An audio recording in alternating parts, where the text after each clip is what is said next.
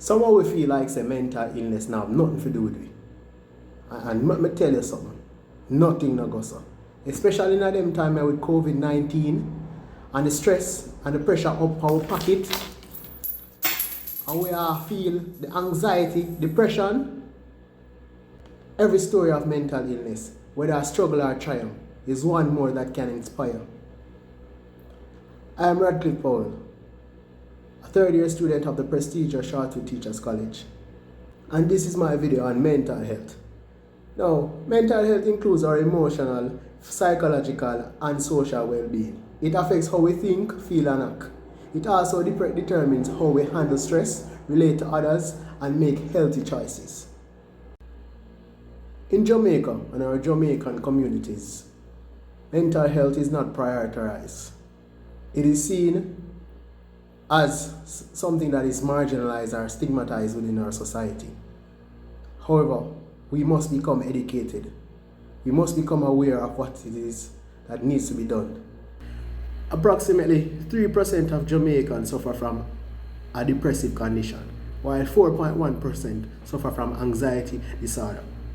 Women are disproportionately affected by both diseases, with 37% having depression and 4.3% having anxiety, compared to just a 2.3% for male.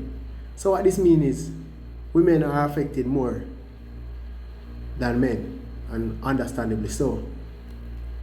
However, it's still a problem that needs to be addressed in Jamaica, right? The main challenge that Jamaican communities face with mental health is that there's a considerable stigma associated with mental health illness in Jamaica, often leading to avoidance, rejection, and even victimization. This can be a consequence of common misunderstandings of the causes of mental illness, which are often attributed to supernatural factors. According to one research study, most general reported emotional response to the mental ill and mental disease was often particular fear of danger to one's being.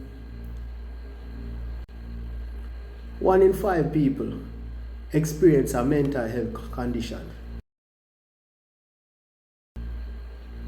and over 2,000 persons are admitted in hospital for extensive treatment due to mental illness.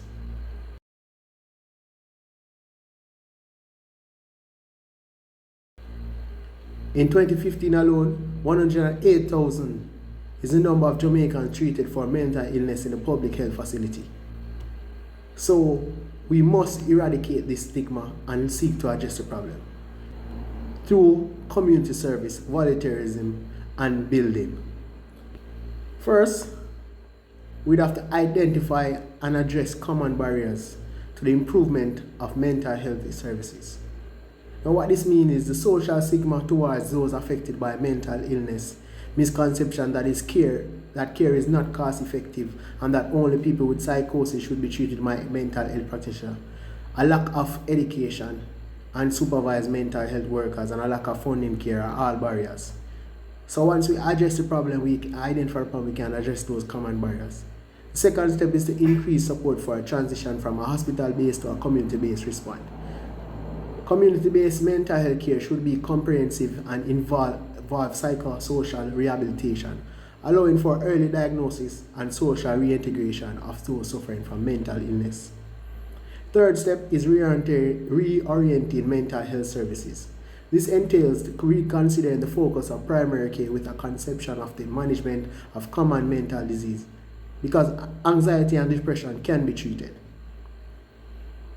And the fourth step is to promote a multifaceted approach to mental health. What we need to do is include a strategy that assists people at different times of their lives in essential integration of mental health component should be provided in venues other than hospital and primary care. The fifth step to the intervention plan is improving the management of mental disorder. Taking those steps into account, we can start the fight against mental health. So we just have to take action. It is our responsibility.